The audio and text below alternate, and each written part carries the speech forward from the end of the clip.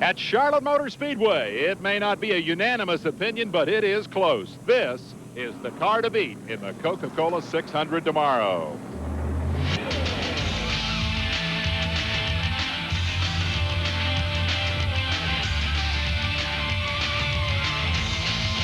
This is the garage area at Charlotte Motor Speedway where the same name crops up in virtually every conversation. Hello, everyone. I'm Dave Despain. NASCAR Today. Coca-Cola 600 tomorrow, wrapping up a two-weekend Jeff Gordon benefit. Wonder Boy, and he doesn't like the nickname, says it sounds like Wonder Bread. Wonder Boy has written all the headlines here, beginning with his $300,000 sweep last Saturday night of the Winston Select. So who's going to win tomorrow? Ask around the garage area. Here's what you hear. Jeff Gordon. If I had to go to Las Vegas, I would put my money on Jeff right now, though. Hey, you got to be kidding. Everybody knows that 24 car has been flying, and nobody's even running close for them. Them guys was just kidding themselves the other night. The only thing they thought they could do was maybe run three abreast and block him, but they couldn't do it without crashing each other. And with that, here is the hero himself with our Alan Bestwick. Well, Jeff, what does it feel like to walk around this garage area and have everybody say they've got to beat you to win this race? Well, I think that we've got to stay focused within ourselves. I mean, we've got a fast race car. Everybody does know that, but we've got to be there all day. You know, it's a 600-mile race. The only thing that's going to, you know, keep us from winning this race is ourselves. So we can't lose focus on what's going on, and it's all what's going on inside of our team, not what's going on around us. You know, Charlotte's been awful good to us this week, and I don't know really how to explain it other than the guys have just put together a great race car. The engines are running good, but I've been telling them, guys, listen, it ain't over yet. You know, we've still got a lot of racing left to do, and anything can happen. Because you have a fast race car doesn't mean that you've got it in the bag already.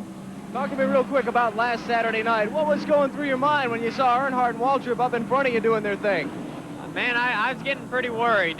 You know, we were on the pole, and we had won two segments, and we knew we had a fast race car, but you know, getting out ahead of those guys was going to be the most difficult part of it, and tried to do it in 10 laps. And when Darrell went by me on the outside and Dale come by me on the inside, I said, man, this is not the way I planned it. And, you know, it didn't surprise me at all, but I thought, this is not the position that I wanted to be in.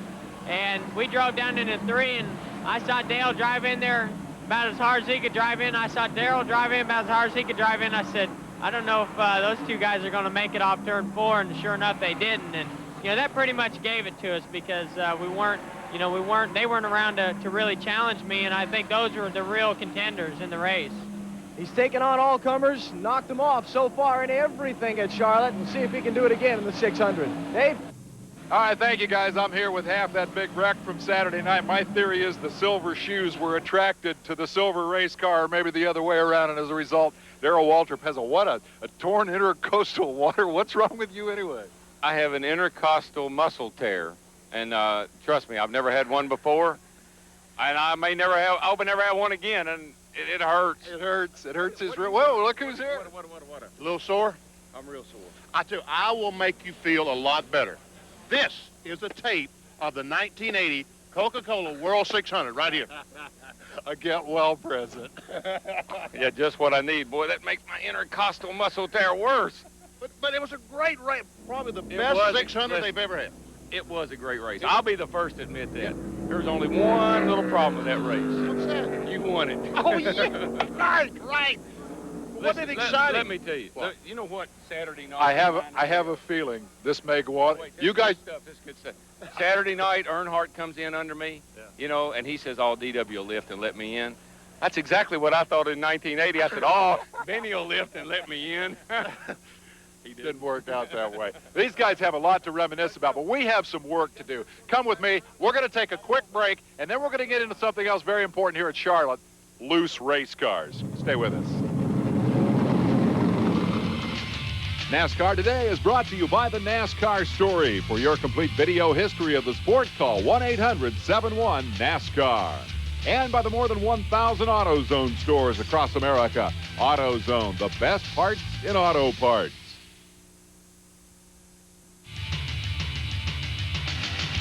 Welcome back to the show. Let's take a look at the qualifying order for the Coca-Cola 600 tomorrow. You see Wonder Boy Jeff Gordon on the pole. That's not a track record, but it is an event record with Labonte, Craven, Bodine, and Waltrip in the top 5. 6th through 10th, you've got Ken Schrader, Sterling Marlin, with Elton Sawyer, Joe Nemechek, and Morgan Shepherd. Dick Trickle qualified 11th fastest. Now, he crashed that car in practice. He's gone to a backup. He'll go to the rear of the field. Strickland, Terry Labonte, Todd Bodine, and Rick Mast. Then Lake Speed, Chad Little, Ricky Rudd, Bill Elliott, and Jeff Burton. Couple of notables that didn't make the top 20. How about Dale Jarrett, 22nd. Rusty Wallace, 24th. Mark Martin, 32nd, and Earnhardt, 34th. You've got Kyle Petty back in 40th. Lots of big names in the back of the field. The biggest story that didn't qualify, you're looking at Davy Jones, transporter, headed out of the Speedway late Thursday afternoon. He crashed his car in the last minutes of practice before second-round qualifying. His effort to do the Memorial Day shuffle between Indy and Charlotte is out the window. Dave? All right, now consider this. If Daytona 500 winner Sterling Marlin in a Chevy or Talladega winner Mark Martin in a Ford wins tomorrow, they'll pick up an extra $100,000 from R.J. Reynolds and keep alive a hope for the Winston Million at Darlington on Labor Day. If you're a Pontiac driver, you've already won a concession from NASCAR, a 1/4 inch more air dam and a 1/4 inch more spoiler effective with this race. Let's find out from the quickest Pontiac driver here how that's working out. Michael Waltrip, pole sitter last week for the Open, 5th qualifier here for the Cup race tomorrow. How's that thing going to race for 600 miles? Well, we think the 1/4 inch rule will help us more for the race than it did for qualifying. You know, for qualifying, you put tape on the grill. That plants the nose. You put new tires on it. That kind of plants the back. Once the tape comes off the front and the tires get a little wore, we need that extra downforce dearly. And I think that'll help us get it. Upset in the making tomorrow, perhaps? And I had the luxury of driving a Monte Carlo the other day, and those things really handle well. So it would have to be you'd have a scoop if we could ever outrun them. Well, I'll tell you that much. I would like to see that scoop. That's Michael Waltrip. You talk about loose race cars. Let's go to Alan Bestwick with a lot more on that. It's been the story of the week here so far, Dave. What happens when someone takes the nose of their car, puts it right up under the back bumper of yours, your car gets loose and squirrely and all over the racetrack? I know my car was definitely that way. By myself, my car was like perfect.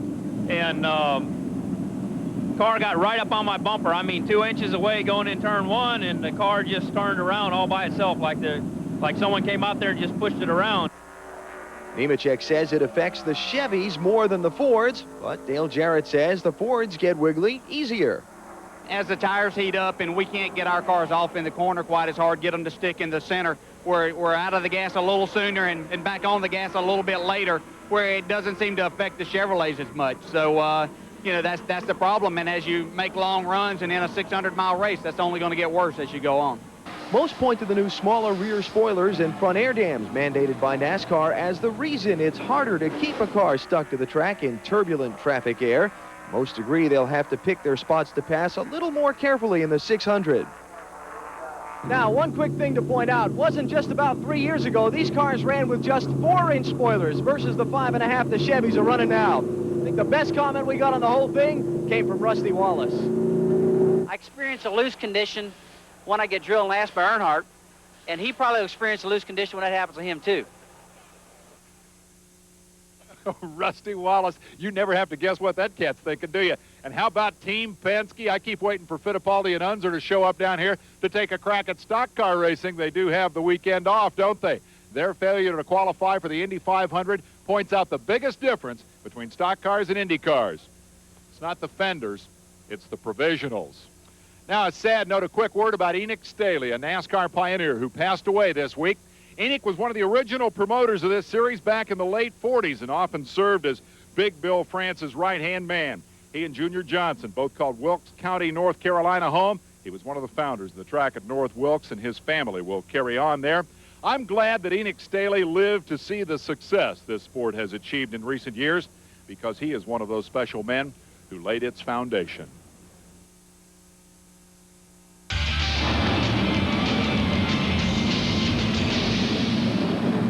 We're back in the garage area where making a car live 600 miles is a big concern for this weekend. But consider this statistic.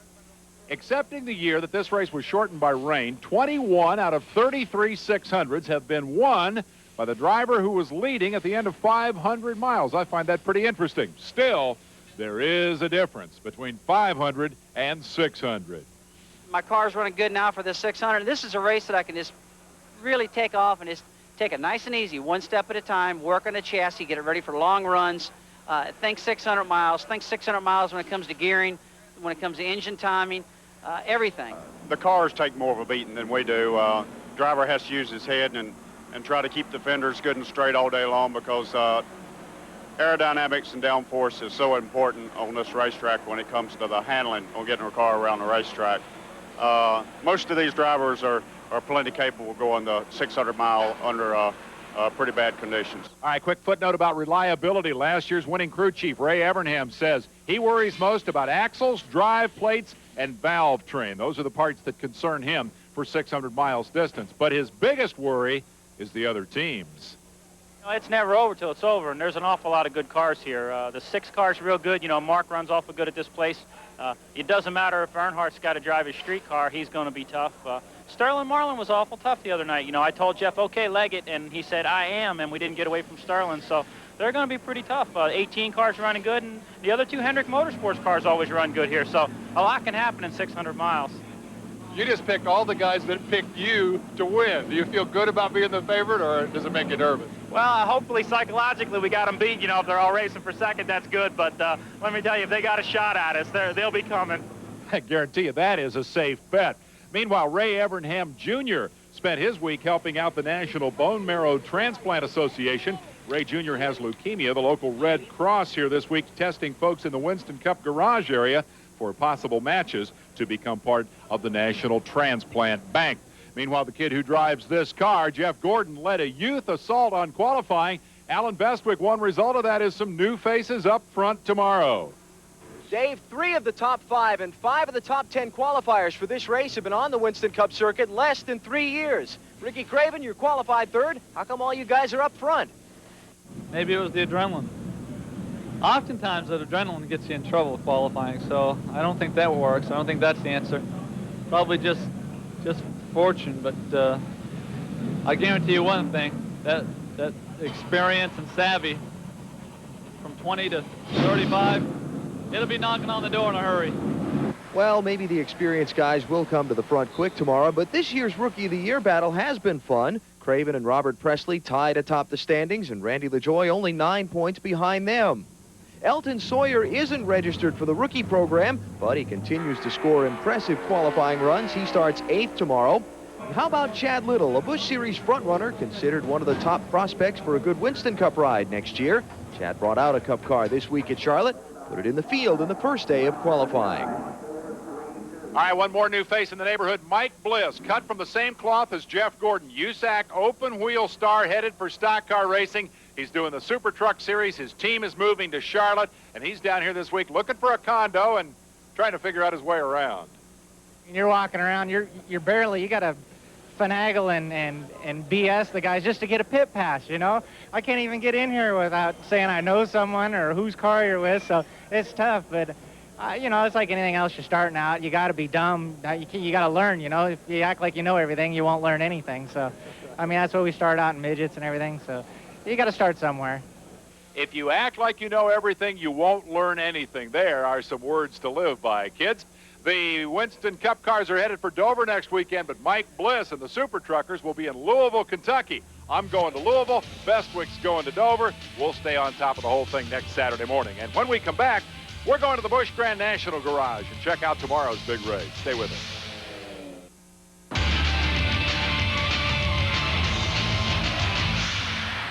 We're back now with the vehement denial of Benny Phillips' report here last week that U.S. Tobacco would cut back to one team next year with Rick Mast as the driver. U.S. Tobacco spokesman Johnny Hayes says the team have a contract with Leo Jackson, the owner, and Robert Presley, the driver, through 1996. Hayes says, and we quote, U.S. Tobacco's been in the sport 15 years. We've never fired a driver and never reneged on the contract, unquote. In other words, he says, we got the story wrong. As this 2-week Speed Fest here at Charlotte hurtles toward tomorrow's conclusion, the Coca-Cola 600 today belongs to the Busch Grand National Stars. And the biggest star of the year is Johnny Benson Jr. He's with Alan Bestwick. Well, Johnny, not out of the top 10 all season long. You got to be waiting for this string to end, aren't you? Well, no, we're not waiting for it, but we know it'll end, and we've had such a tremendous year. You know, Base Motorsports team is just, man, they've been awesome and working really hard at what we're trying to accomplish. This racetrack in particular, how much time do you have on it? Can you win the race? What does it feel like? I tell you, I think we got a good race set up. We've been fast in the past year, just haven't had that luck we needed, you know, ending up with the race. Finished 11th last time, and I got in the wall with it with about 15, 20 laps to go, so we're looking forward to this weekend. You know, I think we got a shot, but there's still some heavy hitters coming in, you know, with Mark Martin and them guys, and Chad's running pretty good, but, you know, Lipton Team Monte Carlo's been fast all year, so we're just hoping we can keep it in the top 10 again, I guess, but, you know, we're looking for the win. Well, he seems to do best when he starts in the back and comes towards the front. That's Johnny Benson starting 20th in the Red Dog 300 this afternoon. Let's take a look at the qualifying order for the race. How about Rich Bickle qualifying on the pole? He doesn't compete in all the races, but he's got the #1 starting spot today. Tracy Leslie outside of him. Martin, Sawyer, Jarrett in the top 5. Farther on back, Michael Waltrip, former winner here. There's Chad Little. Patty Moise qualified 8th. Hermie Sadler and Jason Keller rounding out the top 10. All right, thanks, Alan. Now, that silver paint job, the one-race deal for Dale Earnhardt, seems to have kicked off a trend. With appropriate Charlotte fanfare, Bill Elliott displays the Batmobile paint that his car will carry here at Michigan and at Pocono. It's part of a big McDonald's promotion. John Andretti likes the passionate purple of the new Little Caesars paint job a lot better than the plain white that preceded it. Unfortunately, John left a little of that purple paint on the wall here Thursday. Veteran Winston Cup car owner Bud Moore had quite a 70th birthday party this week. Edsel Ford, too, who met Bud back in his Trans Am Mustang days, showed up with a very nice birthday present, the Ford Special Achievement Award, presented in the past to such notables as Jackie Stewart and Mario Andretti. Now, here's an eye-opener. North Carolina Motor Speedway says Roger Penske has become a minority owner in the track in which Bruton Smith is already part owner. Isn't it a coincidence that the two men who are building super speedways elsewhere in America now each own a piece of an existing NASCAR track with a couple of very valuable Winston Cup dates? Let's move on and talk about this garage area. Ever noticed how the transporters flank this area in military precision? That is no accident. To find out how that convoy moves into position, I want to go to Danny Chocolate Myers, gas man for the RCR team. It's time for Chalk Talk.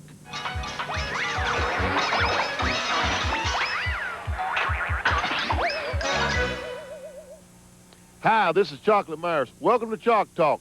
It's 8 o'clock Wednesday morning here at Charlotte Motor Speedway. Despain, while you're getting your beauty sleep, we're here at the Speedway hard at work. We're getting ready to take these 18-wheelers inside and park them. Each one of these vehicles worth over $1 million apiece. Come on, let's go talk to some of these guys and see what it's like to drive one of these 18-wheelers. Hey, let's talk with Little Pup, driver of the #4 Kodak truck. Come on out here, son. Hey, you know, all these truck drivers have got their own claim to fame. You know, some of them may have the fastest truck, some of them may have the biggest truck, but Little Pup here, he's got his own claim to fame. The world's largest belt buckle. Winston Cup transporters are large billboards. These guys have their major sponsors. They have their associate sponsors, but I tell you, it's 7 o'clock in the morning. One of my favorite sponsor I'd like to see more people using are these people right here. Hey, this is Joe Nemechek's car. His sponsor is Burger King, home of the Whopper.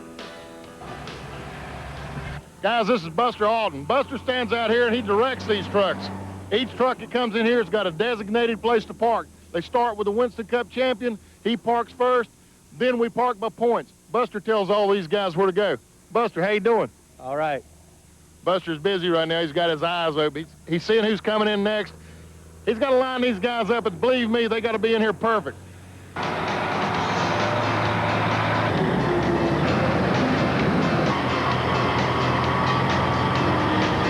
You don't have me enough room for the barbecue grill. That's what he's doing now. I told Jimmy we need a little room for the barbecue grill. He's backing this guy up. He's moving him over a little bit.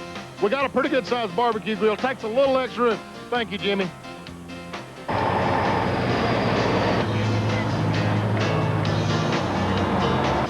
Okay, Dave, we've got most of the trucks in here parked now. Hey, if you need to know anything at all, you can ask one of these guys, or you can just Ask Chocolate. Oh, my man, Chocolate. Do we have a star-studded lineup on this show or what? We'll be back to wrap it up from Charlotte Motor Speedway right after this. NASCAR Today has been brought to you by the NASCAR Story. For your complete video history of the sport, call 1-800-71-NASCAR. And by Doritos Tortilla Chips. Doritos, flavor the way you look at life. We're back. This place is a showcase racetrack, and one thing you can always count on here is show business. In recent memory, Sunday mornings have included simulated military invasions, all manner of automotive madness, all the vestiges of a three-ring circus. It's a testament to the imagination of super promoter Humpy Wheeler. Let me ask you about the new racetrack. It would seem to me, a little more than casual observer, that to go build a racetrack without a Winston Cup date is a pretty major gamble. You see it that way or not? Well, Bruton Smith and I talk about that a lot, and I don't see it as a gamble. The Dallas-Fort Worth Metroplex is probably the strongest area outside of Southern California where we need a major facility. And NASCAR can't stand by and see a track there in such a strong market and not get us, because that's been our weakness. We haven't been a top 10 market sport. We've been a heartland sport. We're moving to top 10 markets, just like the new track in Miami. That's terrific, because that gets us in another top market. But we need to be in those markets. We're going to have dates. I'm not worried about it. We haven't stopped working, though. It's not going to be easy. We're going to do it. You're confident you can get a date without moving a date from this racetrack or from Atlanta? Yes, definitely. You've had a lot to do. This whole organization has had so much to do with bringing this sport to that level that we've all sought. Is there some temptation to kind of sit back and say, okay, mission accomplished, we did it, we're there? No, because this Speedway right here, if we had 50, 75,000 more tickets, we could sell them. So we can't sit back. To get to be a national sport, you've got to go through a 12 to 15-year vertical power curve. And that power curve is measured by increased attendance and increased TV ratings. We're in the third year of it now. And to keep it going, we've got to add seats. We've got to put on a better show for TV. We've got to have better facilities because people are demanding first class. So we can't even think about sitting back at all. Fair enough. Mr. Technicolor, thank you, Humpy Wheeler. If you think today's NASCAR Today is great, wait till next week at Dover.